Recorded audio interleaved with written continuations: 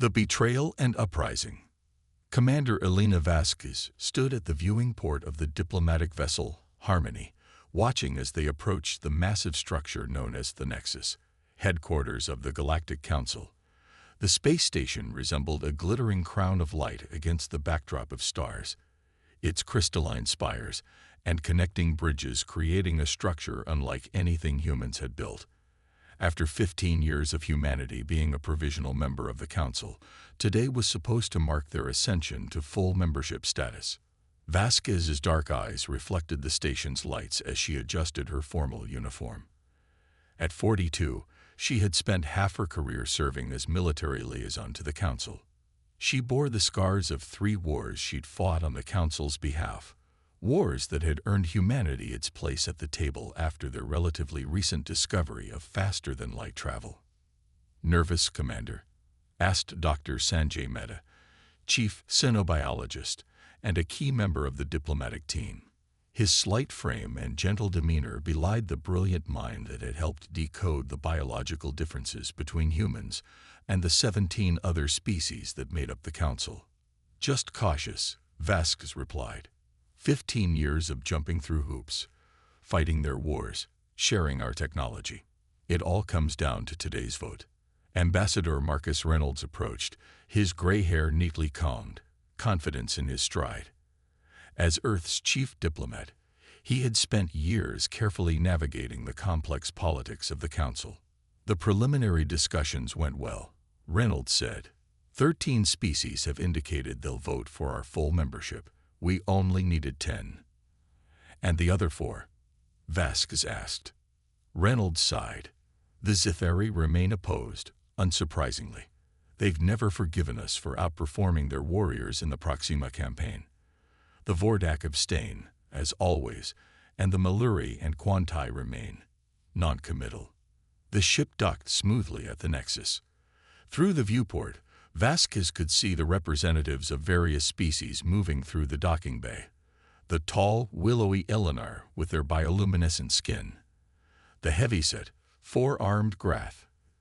The insectoid Zithari with their chitinous exoskeletons. As the diplomatic team prepared to disembark, Vasquez felt a chill run down her spine. Something wasn't right. The Council security forces, normally diverse with members from all species, seemed to consist primarily of Zithari today. "Ambassador," she said quietly, "I recommend we delay and request clarification on security protocols." Reynolds smiled patronizingly. "Commander, I understand your caution, but this is diplomacy, not a battlefield. We can't risk offending them with last-minute suspicions." Vasquez reluctantly followed as the team of 20 humans walked down the ramp into the Nexus.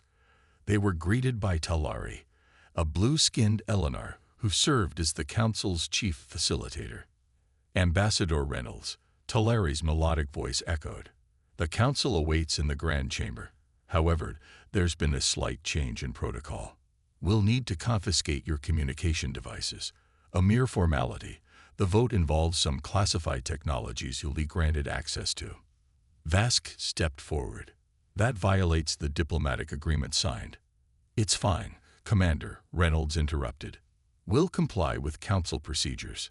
As the team surrendered their quantum communicators, Vasquez discreetly activated the emergency beacon hidden in her insignia, a precaution she'd taken despite Reynolds' assurances. They were escorted through the gleaming corridors of the Nexus. Vasquez noted the absence of the usual diverse station personnel. Another red flag. When they reached the Grand Chamber, the massive doors slid open to reveal the semicircular room, where representatives from all 17 Council species sat in tiered seating. High Councilor Dexteri, an ancient Zithari whose carapace bore the gold markings of the highest caste, rose from the central podium. Representatives of Earth, his translator device converted his clicks and hisses to standard Galactic. "We welcome you to this special session." The emphasis on special wasn't lost on Vasquez. Her hand drifted toward her sidearm, only to remember that it had been left aboard their ship as a gesture of trust. "High Counselor," Reynolds began, "we come seeking the Council's vote on Earth's petition for full membership as scheduled." Indeed, we shall vote, Dexterity replied. But not on your membership. Today, we vote on Resolution 7291, the containment and management of emerging existential threats. The chamber fell silent. I don't understand, Reynolds said, confusion evident in his voice. Let me clarify, Dexterity continued. For 15 years, we have studied your species. You've fought our wars, shared your technology, and demonstrated your capabilities. And what we have seen has led us to one conclusion. Humanity represents an unacceptable risk to galactic stability. Vasquez tensed as if airy guards moved to block the exits. The evidence is conclusive. Dexterity projected data streams onto the chamber's holographic display. In 15 years, your advancement rate has exceeded all predictive models. Your adaptability, your innovation, your inexplicable ability to utilize technologies in ways their creators never imagined. Within 50 years, our projections show you would surpass even the founding species of this council. Ambassador Reynolds stepped forward. That's why you should embrace us as allies, not threats. We tried, said a Maluri representative, her tentacled face expressing what humans had learned to recognize as regret. Some of us argued for your inclusion, but your potential growth curve cannot be ignored. The vote was taken yesterday, 15-2 in favor of containment. Containment? Vasquez asked, though she already suspected the answer. A quarantine fleet has already been dispatched to your solar system, Dexterity stated coldly. Your colonies will be isolated, your fleets neutralized, and Earth itself placed under a Class 1 containment field. Your development will be managed for the greater good. The realization hit the human delegation like a physical blow. This wasn't a membership vote, it was an ambush. You've been planning this all along, Vasquez said, her voice hard. The wars you sent us to fight, the technology exchanges, you were testing us, measuring us. And you exceeded every threshold that indicated danger, Dexterity replied. Your kind achieves in decades what took others centuries. Your propensity for conflict, combined with your rate of advancement, makes you an unacceptable risk. Reynolds looked stunned. We trusted you. We fought and died for your causes. And we are grateful, the LNR representative said softly, which is why we chose containment rather than extinction. Some advocated for the latter. Vasquez's emergency beacon pulsed against her chest. Help would come, if anyone was listening. But the quarantine fleet was already heading toward Earth. They needed to warn home. In that moment, the chamber's lights flickered. A distant explosion rocked the station. What is happening? Dexterity demanded. A Zithari guard approached rapidly. High Counselor, we're detecting unauthorized access to the central data hub. The human vessel is transmitting. Vasquez smiled grimly. The Harmony's AI, Athena, had recognized the danger and activated contingency protocols. You should have taken our ship too, she said. Chaos erupted as alarms blared throughout the station. Vasquez leaped into action, tackling the nearest guard and seizing his weapon. Dr. Mehta and several security officers from Earth's team followed her lead. This way, she shouted to the diplomatic team, creating a path toward the auxiliary corridors. Reynolds stood frozen in shock until Vasquez grabbed his arm. Ambassador, we need to move now. As they fought their way through the corridors, Vasquez's military training took over. Athena, she called into her insignia. Status report. The ship's AI responded through the tiny device. Commander, I've accessed the Council's secure files. They've dispatched a fleet of 200 vessels to Earth. Estimated arrival in 72 hours. I've transmitted warning and all data to Earth Defense Command. Can you extract us? Vasquez asked, firing at pursuing guards. Negative.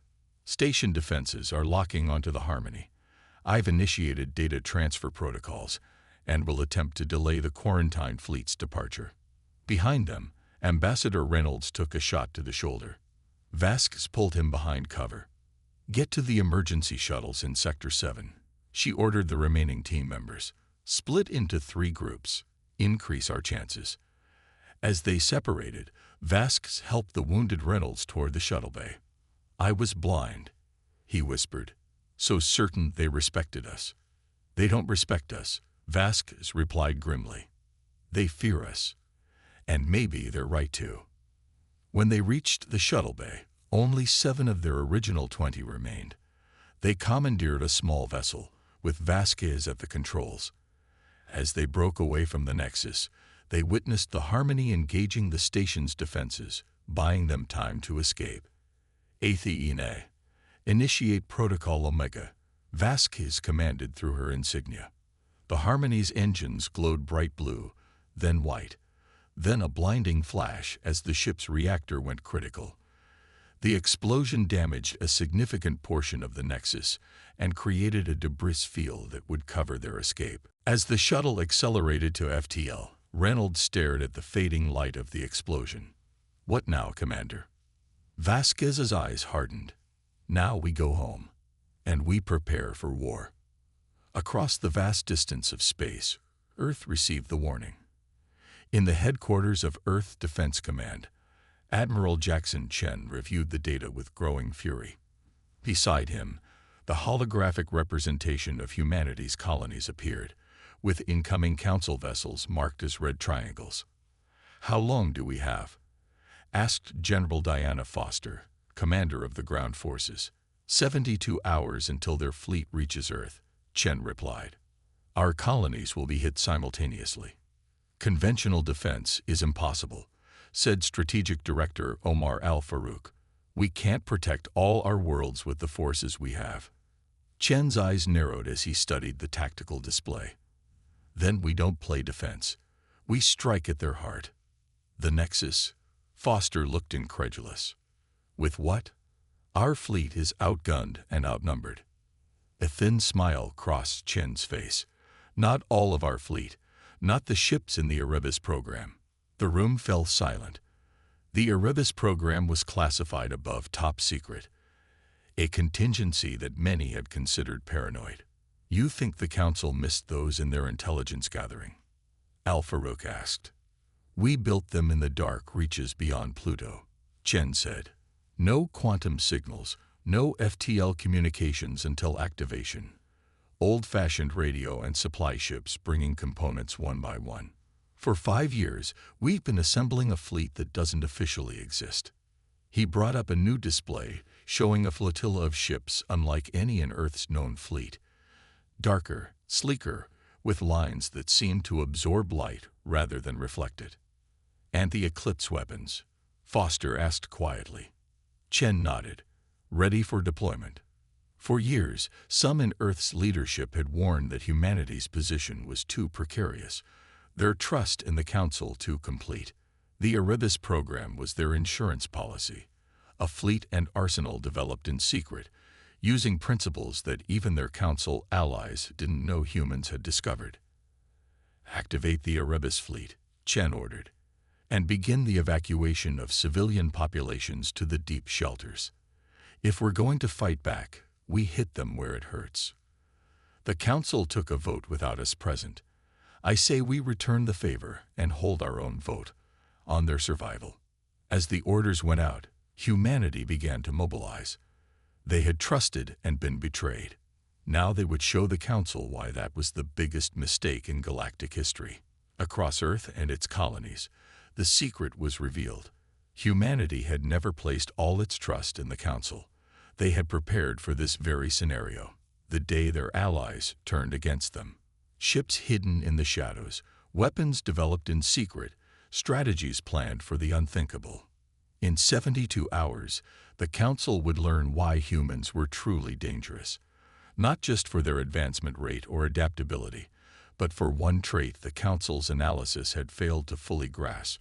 When betrayed, humanity's capacity for retribution knew no bounds. Vengeance and reckoning. Admiral Jackson Chen stood on the bridge of the EFS Nemesis, the flagship of humanity's secret Erebus fleet.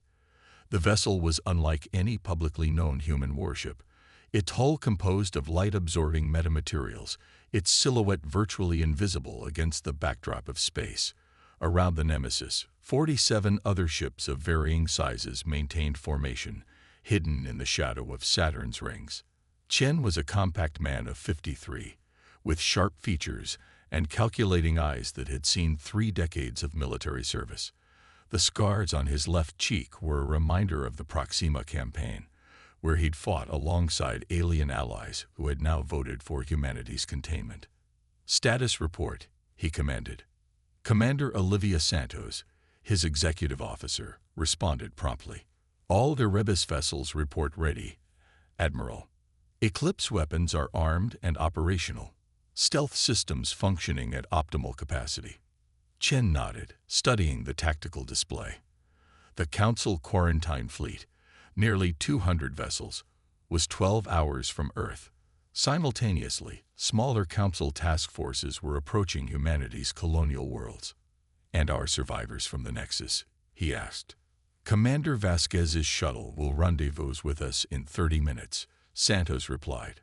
6 other survivors with her, including Ambassador Reynolds. The bridge fell silent as officers continued their preparations. Everyone understood the gravity of what they faced and what they planned to do. Lieutenant Commander Hiroshi Tanaka, communications officer, turned from his station. "Admiral, incoming transmission from Earth Defense Command. General Foster requests to speak with you." "Put her through," Chen ordered. The holographic display activated, showing General Diana Foster's stern face. At 60, with silver hair and eyes that had seen too many battles, she commanded humanity's ground forces.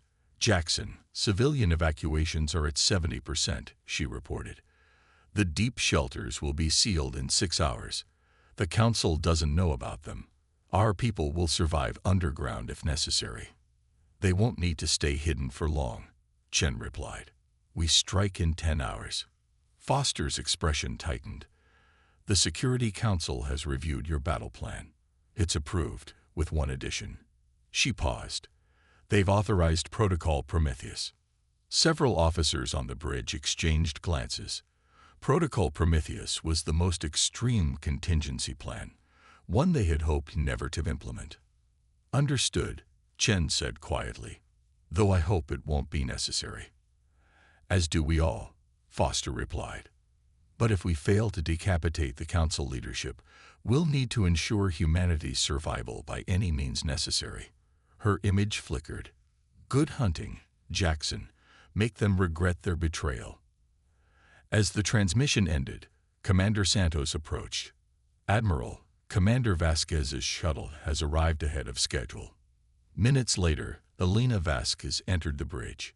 Despite her ordeal, she stood straight, though exhaustion lined her face. Behind her came Ambassador Reynolds, his arm in a sling from the wound he'd received during their escape. "Commander Vasquez," Chen greeted her. "Your warning gave us the time we needed." Vasquez saluted, then took in the bridge with widening eyes. "The Erebus fleet, it's real." She turned to Chen. "When I heard the rumors, I thought it was disinformation we were feeding potential spies." "Compartmentalization," Chen explained. "Only 30 people knew the full scope of the program. We suspected something like this might come, sooner or later." Ambassador Reynolds stepped forward, his face haggard. "Admiral, I bear responsibility for this. I trusted the Council implicitly, dismissed warnings as paranoia." "You weren't alone, Ambassador," Chen interrupted. "But recriminations won't help us now. What will help is your knowledge of the Nexus and the Council leadership." Reynolds straightened. "Of course. Anything." "Commander Vasquez," Chen continued, "you've fought alongside me before. I need you again, for a special operation." Vasquez nodded. "Whatever it takes, Admiral." "Good." Chen turned to the tactical display. "Because while the main fleet engages their forces, you'll be leading a strike team into the heart of the Nexus itself."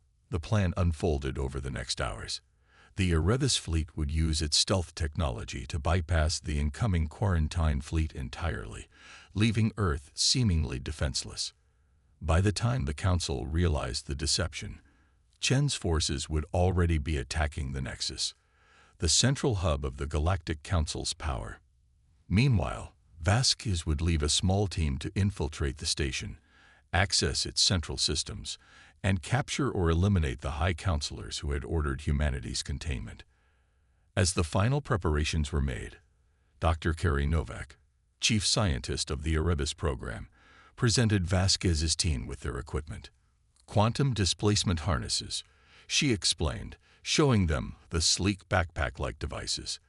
They generate a localized field that shifts you partially out of phase with normal matter. You'll appear as sensor ghosts at most, indistinguishable from background radiation fluctuations. The Council doesn't have this technology, Vasquez asked. Dr. Novak smiled thinly. No, they shared phase-shifting theories with us 5 years ago, but their scientists concluded practical applications were centuries away. We solved the stability problems in 8 months. This is why they feared us, Reynolds murmured. One of many reasons, Chen said, entering the briefing room. The Eclipse weapons are another, Dr. Novak. The scientist brought up a holographic display of what appeared to be standard missiles. These look conventional, but contain our adaptation of graviton manipulation technology. The Council races use similar principles for FTL drives, but we repurpose the technology. What do they do? Asked Lieutenant Wei, one of Vasquez's team members. They create a localized distortion in space-time, a controlled collapse that generates an implosion, Novak explained. No radiation, no heat signature, just matter compressed to near singularity density. Clean destruction, Vasquez noted. No collateral damage to civilians or potential allies on the station. Precisely, Chen confirmed. We're not fighting for vengeance alone, but for survival. And to show the Council they made a crucial error in judgment. As the fleet prepared to depart, Chen addressed his commanders one final time. The Council believes they understand humanity. They've studied our technologies, analyzed our behaviors, mapped our capabilities, but they've missed something fundamental. They've mistaken our cooperation for submission, our adaptation for imitation. Today, we show them their error. Today, humanity demonstrates why we've survived every catastrophe our world has thrown at us, because when faced with extinction, we refuse to go quietly. The Erebus fleet departed Saturn's shadow, its dark ships accelerating to FTL speeds through routes carefully calculated to avoid detection. As predicted, the Council quarantine fleet continued toward Earth, unaware that their prey had become the predator. 12 hours later, alarms blared throughout the Nexus as sensors detected the sudden appearance of 48 warships less than 30,000 kilometers from the station, well inside its defensive perimeter. In the Council's Grand Chamber, High Counselor Dextari and the other leaders were in emergency session, discussing the quarantine of Earth when the alarms sounded. Impossible, exclaimed the Grath representative, his forearms gesticulating wildly. No fleet could penetrate our outer detection grid. The humans have no ships with such capabilities, stated Dextari, though uncertainty crept into his translated voice. Their technological level is thoroughly documented. The station's defensive coordinator, Ameldari, accessed the emergency systems. High Counselors, the vessels match no known configuration in our database. They are human ships. How? Demanded Dextari. Their advancement curve didn't predict. They're hailing us, interrupted the coordinator. The massive display in the chamber activated, showing Admiral Chen on the bridge of the Nemesis. Galactic Council. Chen's voice was calm, measured. This is Admiral Jackson Chen of the Earth Strategic Defense Fleet. You have committed an act of war against humanity by voting for our containment and dispatching forces to our worlds. We are here to respond in kind. Dextari rose, his carapace flushing the orange hue of anger. This is madness. Your fleet cannot hope to stand against the combined might of the Council. Perhaps, Chen acknowledged. But your might isn't here, is it? Your ships are scattered, approaching Earth, and our colonies, while you left your heart. He gestured to the Nexus, vulnerable. You will gain nothing from this suicide attack, said the LNR representative. Even if you destroy this station, the quarantine will proceed. We're not here to negotiate, Chen replied. We're here to demonstrate why your vote was a mistake. You have 30 minutes to evacuate all non-military personnel from the Nexus. After that, we will disable your defenses and board the station. Any council member who voted for humanity's containment will answer for that decision. As the transmission ended, panic erupted in the chamber. Some councilors fled toward their personal vessels, while others demanded immediate military response. Unnoticed in the chaos, 6 shadows moved through the corridors of the Nexus. Vasquez and her team, their quantum displacement harnesses bending light around them, making them nearly invisible to both sensors and organic eyes. Proceeding to primary target, Vasquez vocalized into her communications implant. No resistance encountered. While the Council scrambled to organize a defense, the Erebus fleet launched its first strike. Eclipse missiles streaked toward the station's external weapon emplacements. Where they struck, matter simply ceased to exist. Gun platforms, sensor arrays, and defense batteries disappeared into microscopic singularities that evaporated nanoseconds later. On the Nemesis, Chen watched the precision strikes with grim satisfaction. Phase 1 complete, he announced. Begin Phase 2. Smaller vessels from the fleet approached the station, depositing boarding parties at strategic points. Unlike Vasquez's infiltration team, these forces made no attempt at subtlety. They breached airlocks and access points, engaging the station's security forces directly. Inside the central data hub of the Nexus, Vasquez's team worked quickly. Dr. Mehta, who had accompanied them despite his civilian status, accessed the Council's secure databanks. Admiral Chen needs to see this, he said urgently, downloading files to his secure device. It wasn't just fear of our advancement that drove their decision. What do you mean? Vasquez asked, keeping watch while her team secured the perimeter. According to these records, some Council races have been actively sabotaging our development for years, Mehta explained. The technology they shared with us, deliberately flawed. The wars they sent us to fight, designed to reduce our population and resources while testing our capabilities. Vasquez felt cold fury rising within her. Keep downloading. We need everything. Throughout the station, the battle intensified. Council security forces, primarily Zetheri and Grath, fought desperately against the human borders. But they found themselves outmatched. The humans moved with unexpected coordination, employed tactics never seen in previous engagements, and utilized weapons that seemed decades beyond what Earth should possess. In the Council's secure bunker deep within the station, Dexterry and 5 other high councilors who had led the vote for containment found themselves trapped as the station's systems failed around them. This is impossible, hissed a Quantai councilor, her reptilian features contorted with stress. How did they advance so far without our knowledge? Because you underestimated us, said a voice from the shadows. Vask stepped into view, her displacement harness deactivated. You assumed we trusted you completely, that we shared everything, that we were naive. Behind her, the rest of her team appeared, weapons trained on the councilors. Commander Elena Vasquez, Dexterry recognized her. You survived the ambush.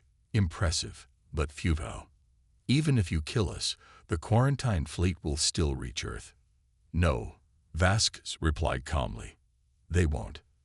Throughout the council space, quantum communication nodes suddenly activated, broadcasting on all frequencies.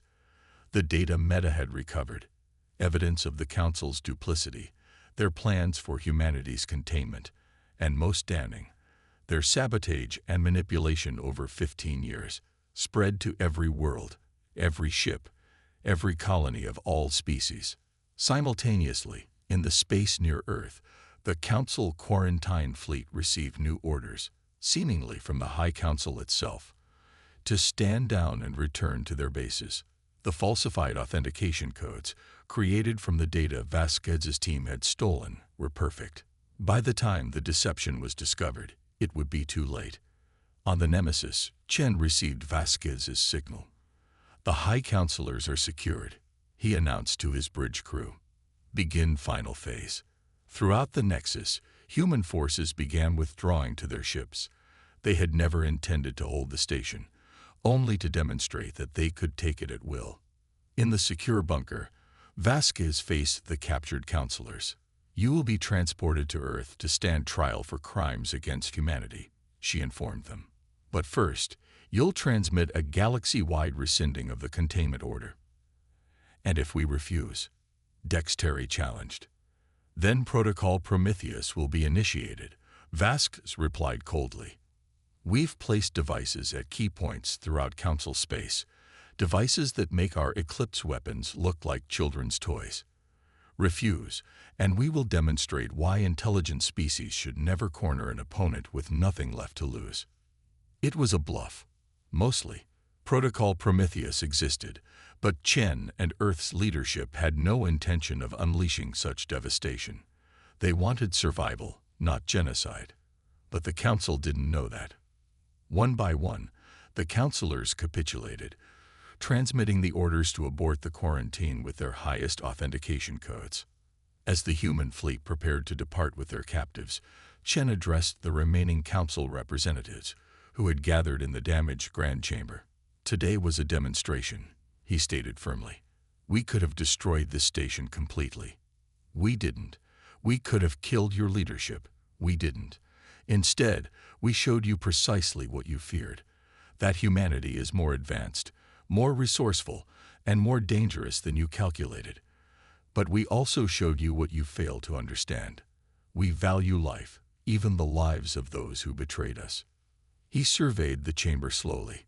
"The counselors who voted against us will face justice. Those who abstained or opposed the containment will be invited to establish new diplomatic relations, with humanity as equals, not subordinates to be managed." "And if we refuse?" asked a Vordak representative who had abstained from the original vote. Chen's expression hardened. "Then we'll leave you in peace, provided you do the same for us.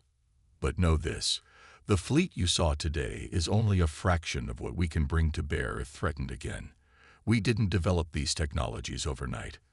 We've been preparing, quietly, cautiously, for years, because while we hoped for friendship, we prepared for betrayal."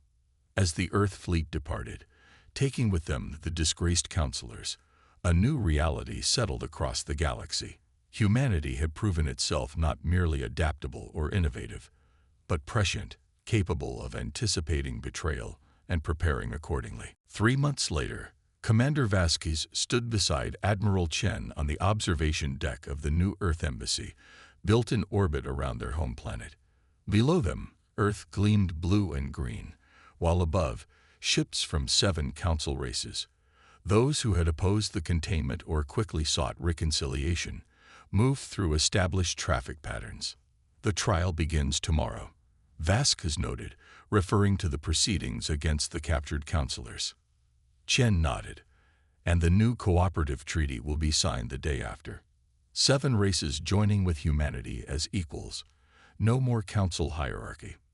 "Do you think they understand yet?" Vasquez asked. "Why we're really dangerous?" Chen considered the question, watching an Eleanor diplomatic vessel glide past. "Some do. It wasn't our technology that saved us. It was our skepticism, our unwillingness to trust completely, our habit of preparing for the worst while hoping for the best." "The Erebus program," Vasquez mused, "named after the Greek primordial deity of darkness." "Yes," Chen smiled slightly, "but also an acronym. Emergency Response to Extraterrestrial Betrayal, Unified Strategy. Someone in the naming committee was quite proud of that." Vasquez laughed. "The sound strange after months of tension and conflict. And now, what happens when the trial ends?" Chen turned from the viewport to face her. "We rebuild. We establish new relationships based on mutual respect rather than fear or manipulation. And we remember." "Remember what?" That trust must be earned, not assumed. That preparation isn't paranoia. And that humanity's greatest strength isn't our technology or our adaptability. It's our stubborn refusal to be eliminated, no matter the odds. Beyond the embassy, the stars stretched to infinity. Among them, the species of the former council adjusted to a new galactic order, one where humanity stood not as a threat to be contained, but as a power to be respected. They had learned a costly lesson, that betraying humanity was indeed the biggest mistake they had ever made. And humanity had learned something too, that even among the stars, vigilance remained the price of liberty. They would extend the hand of friendship again, but never again without keeping the other hand on the sword.